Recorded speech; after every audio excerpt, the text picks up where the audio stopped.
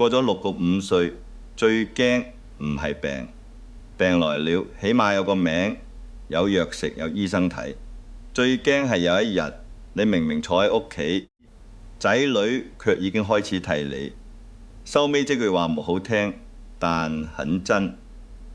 人一老，身邊忽然多咗好多把聲音，有人叫你少出街，有人叫你少食油，有人叫你要理家事，有人叫你坐定定要息。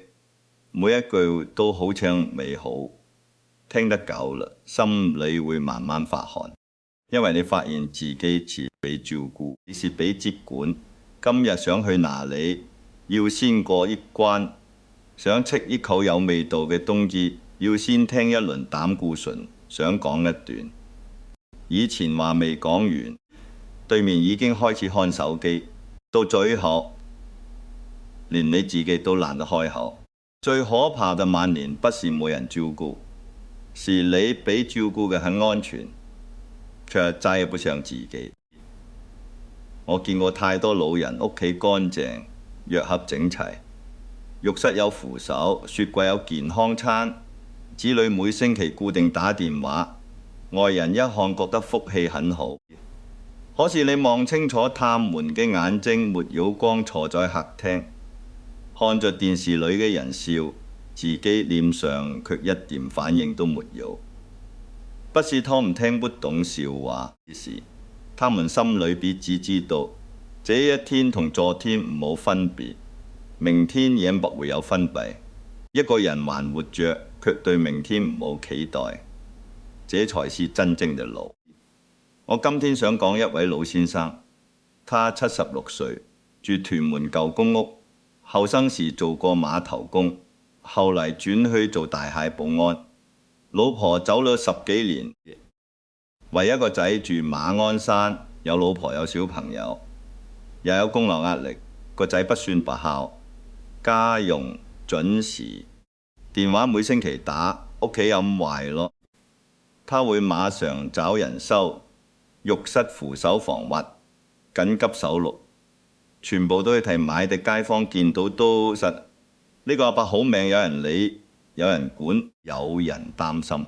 但老先生同我講，佢最怕星期日我嘅電話。我問他：你點解會怕？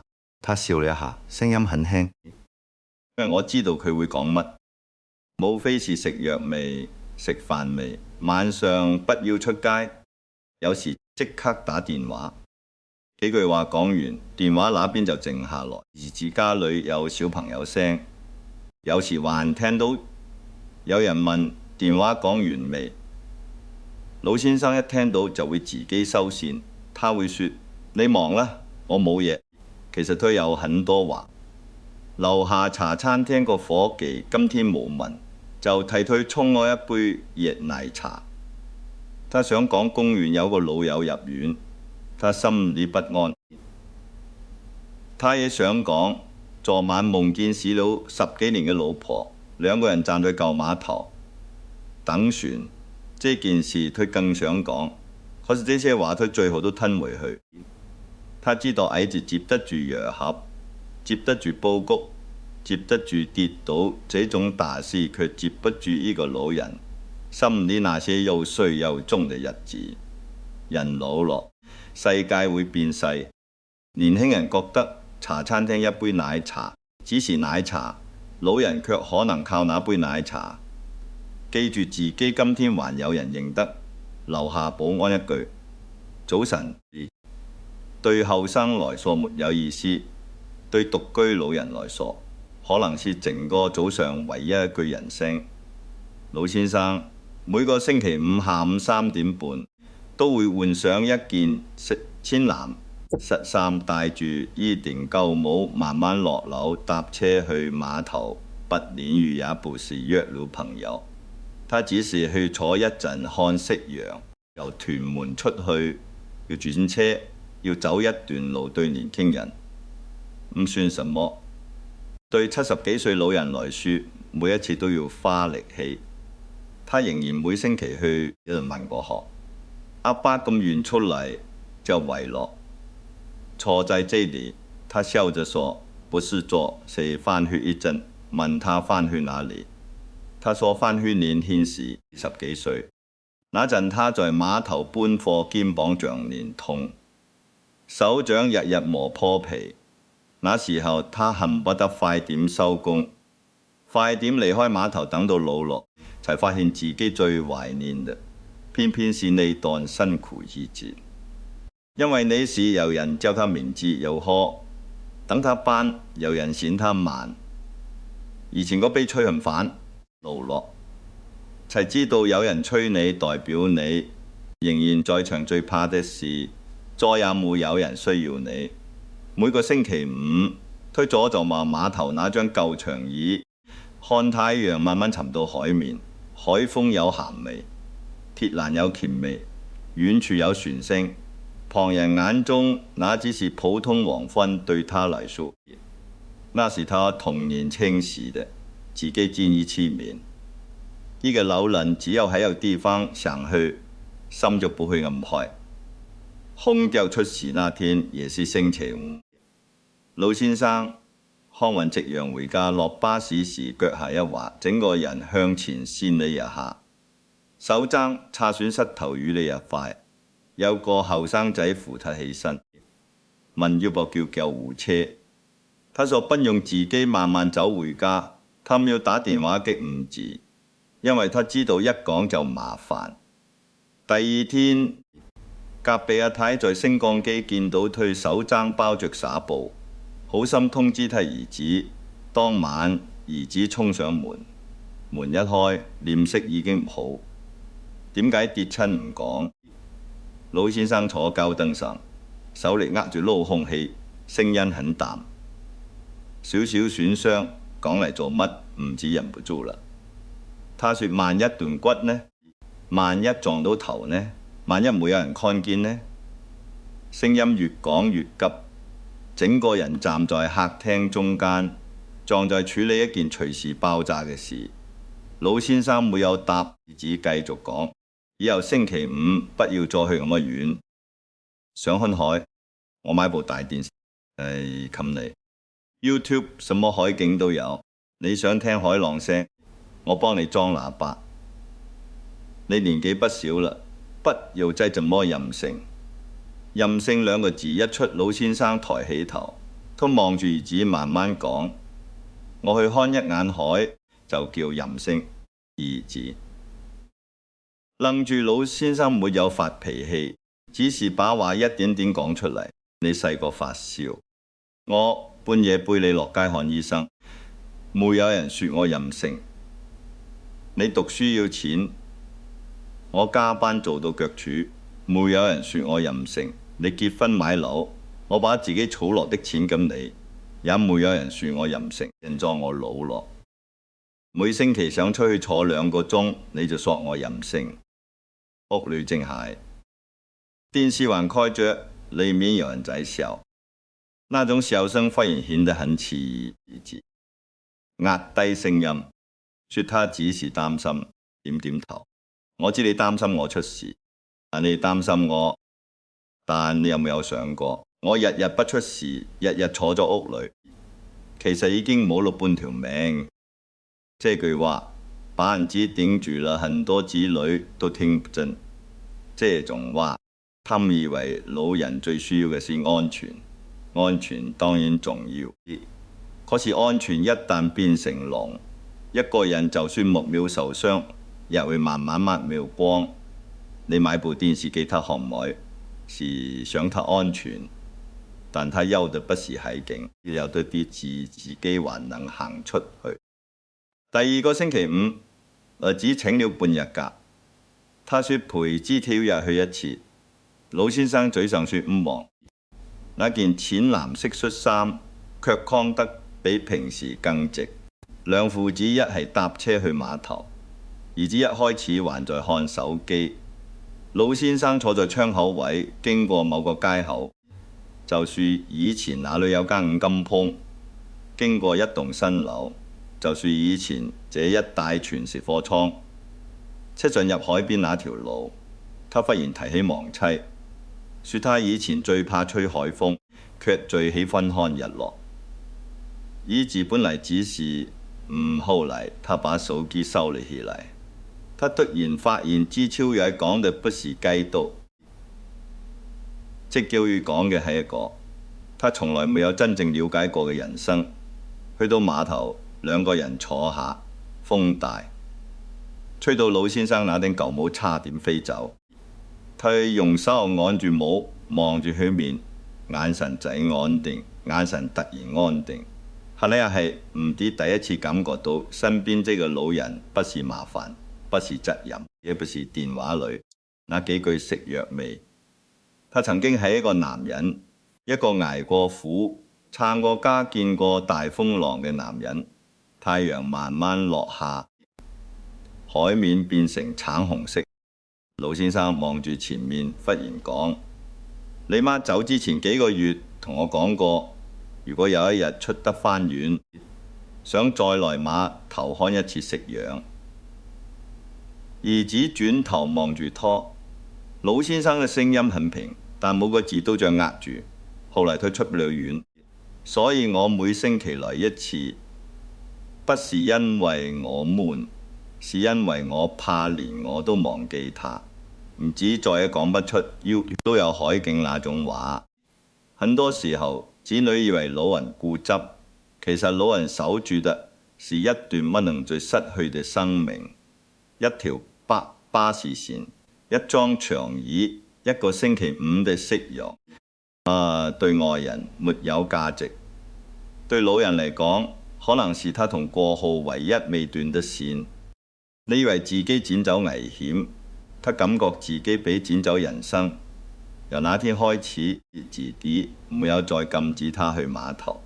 他們定了辦法，出門前傳信息到碼頭傳一次，返到屋企再傳一次，落大雨就改日。身體不舒服就休息。老先生很大緊急手落，兒子也不再一開口就說危險。真正變的不是規矩，是兒子終於明白照顧老人不等於接管老人。北角有位阿婆80幾歲，女兒移民去了加拿大，兒子住大埔。阿婆自己住屋企好乾淨，雪櫃貼住餐單，藥盒分好日期。兒子安排得周到，早餐麥皮，午餐蒸魚，晚餐瘦肉湯，維他命、覆診紙、血壓記錄，全部整整齊齊。街坊都說他有福氣。鐘點椅卻發現阿婆常常問同一句話：今日星期幾？起初以為佢記性差，後來才知道他等的係星期二，因為星期二樓下街市嗰個賣花阿叔會開檔。阿婆年輕時，老公每逢星期二收工，都會買一支花回家，不一定貴，有時百合，有時菊花，有時只是幾支叫不出名字的小花。老公走後，她仍然每星期二落樓買一小束花，再去街角那間舊茶餐廳吃半件菠蘿油，飲半杯小甜熱奶茶。兒子知道後第一句就是：媽，你血糖高，菠蘿油不要吃了。阿婆冇駁嘴。下個星期二，她照樣落樓，花照買，菠蘿油照叫。她只食半件奶茶，也只飲半杯。她不是不知道身體有顧，她只是想保留星期二。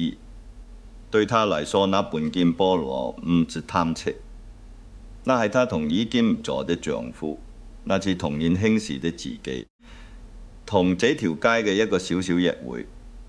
有一次阿婆入院做檢查，兒子趁她唔在，調走幾個舊玻璃樽，換上一盆很漂亮嘅假花，紅色、紫色、黃色，開嘅很熱鬧。阿婆出院回家看見那盆假花，只說一句好靚。之後幾個星期，她唔好再問星期幾。飯食少了，話也少了，她喝咗。梳化看電視，眼睛卻在電視裏。兒子以為身體變差，帶她看醫生驗血、照心電圖，報告都沒有大問題。直到有一天，鐘點姨姨在垃圾桶旁邊見到那盆假花，阿婆立動，應該是一寸一寸拖出去，膠盆底刮住地板，留低幾條淡淡地嘅痕。姨姨問他可唔可以掉阿婆坐在梳化邊，望住那盆永遠鮮的花，講了一句花忽會謝又不像花。姨姨當時沒有接話，因為這句太輕，好像只是講一盆花，但又太重，好像是在講他自己。他怕的必是花謝，他怕的是自己連等一束真花慢慢謝去的權利都俾人換走去謝，才證明他真的開過日子會變，才證明人民活在裏面。兒子知道後很高興，他覺得自己唔辛苦安排下後，我也不珍惜。阿婆第一次大聲回他：我珍惜你，但你有沒有珍惜我的日子？他坐在沙發上，手指抓住外套，聲音發抖。我每星期二落樓買花，吃半件菠蘿油，是因為我知道自己還有一件事要做。你買盆假花回來，我知道你是好意，但我覺得自己都變成假的，以致站在門口，整個人定住。呢一刻，他才明白自己所謂的安排，原來把下口嘅生活裏最有一點味道。有安排走啦。第二個星期二，他請假陪阿婆落街，由升降機行到街口。平時2分鐘的路，阿婆走了10幾分鐘。兒子幾次想扶他，都說唔望去到花檔賣花。阿叔一見到他就笑住講：阿姐，好耐冇見，今日要百合啊！就是這一句。阿婆眼圈紅落，因為在這個世界上，還有人記得他星期二會買百合。後嚟兒子陪他去茶餐廳，阿婆叫呢半件菠蘿油、小甜熱奶茶，兒子坐在對面，看着他慢慢撕開那滿巴莫牛油，在一菠蘿包裡面化開。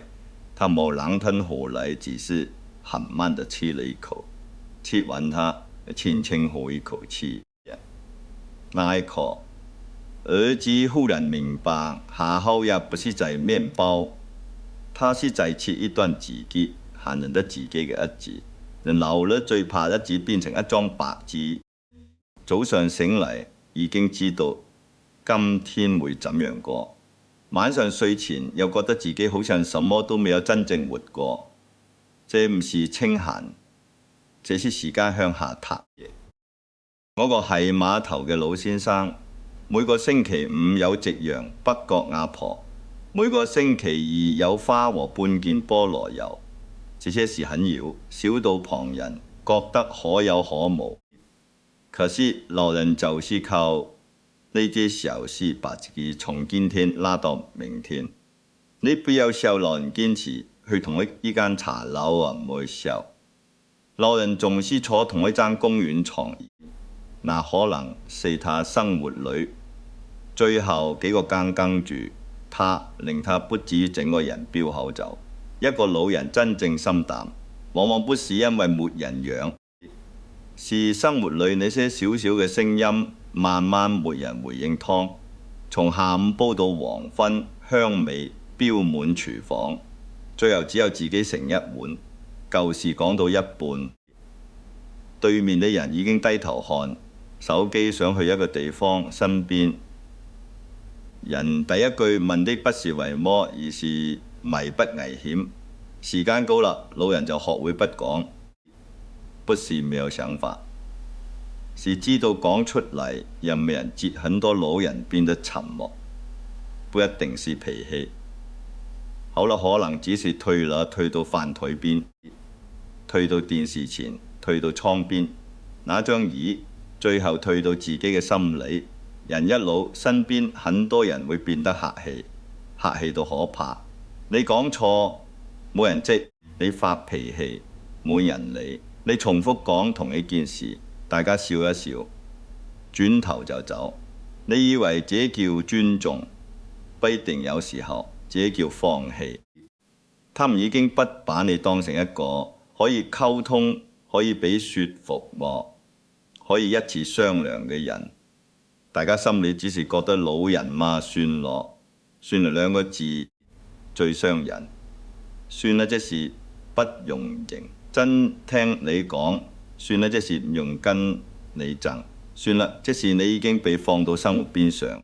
真正還把你當人看嘅人，不會只叫你保重身體，他會聽你講完，也會跟你講真話。老先生後來同兒子關係好了些，不是因為兒子突然變得特別溫柔，而是有一次兒子終於敢同他商量。那次又落雨，老先生仍然想去碼頭，兒子沒有大聲阻止，只是坐下嚟講：爸，我不攬你，不過今天雨大，我真的擔心。你如果一定要去，我陪你。你如果肯等明天，我明天也陪你。你自己趕。老先生望住他可做，最後說：那就明天這睡覺商量。唔知這滾，也不是表面孝順，心裏啲犬煩。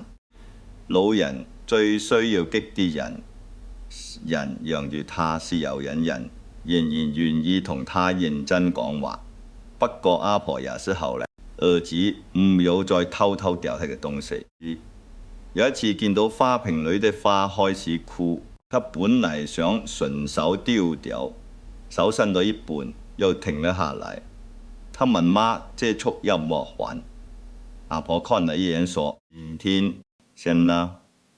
今日係有一點香，就是這樣一句普通話。